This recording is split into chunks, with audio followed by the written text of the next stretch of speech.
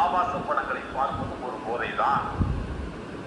மது எப்படி ஒரு மனிதனுடைய மூளையை மயக்குமோ அதே போல ஆபாச படங்கள் பார்ப்பதும் ஒரு மனிதனுடைய மூளையை மயக்கும்.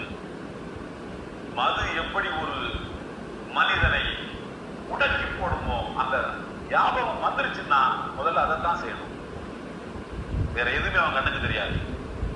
அதே போல ஆபாச எண்ணங்கள் புகைப்படங்கள் பார்ப்பதன் மூலமாக அந்த எண்ணம் தோன்றிவிட்டால் அதை தவிர அவன் கண்ணுக்கு எதுவுமே தெரியாது.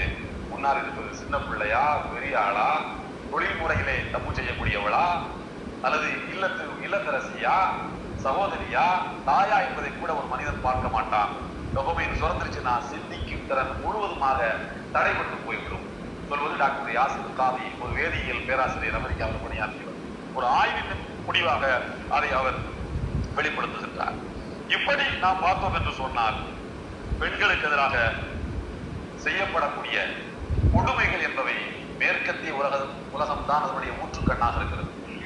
அதுக்காக ஒரேடியா நம்ம மேற்கத்திய நாடுகளை குறை சொல்லவில்லை. அங்கதான் இந்த விழிப்புணர்வு வந்திருக்கு. அவன் தான் வெளியில கொண்டு வந்திருக்கான். நாங்கள் தனிப்பட்ட முறையில் எப்படியும் கெட்டவனா இருப்போம், எங்களை ஆள்றவன் நல்லா இருக்கணும், அதுதான் அவன் பாலிசி. ஒரு சமுதாயமே நாங்க அப்படித்தாயா, எங்க சமுதாயம் இப்படித்தான், மதுவுக்கு அனுமதிக்கப்பட்டாச்சு, யார் வேணாலும் எப்ப வேணாலும் யார் கூட வேணாலும் வாழ முடியும், ஆனால் எங்களை ஆள்றவன் இப்படித்தான் இருக்கணும், அவன் தப்பு செய்யக்கூடாது, அவன் எங்களுக்கு நாங்க அவன் கையில ஆட்சியை கொடுத்துருக்கோம்ல, அவனுக்கு ஒரு எத்திக்ஸ் இருக்கணும், ஒரு நேர்மை இருக்க வேண்டும் அல்லவா, ஒரு ஒழுக்கம் இருக்க வேண்டும் அல்லவா என்று கேட்கக்கூடிய மனசாட்சி அந்த சமுதாயத்திடம் இருக்கிறது.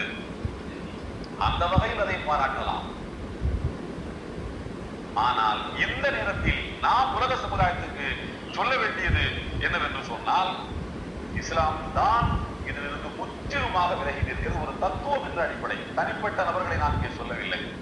எல்லா மனிதனிடத்திலும் பலகீனங்கள் இருக்கலாம், அரபு ஷேக்குகள் இருக்கலாம், யார்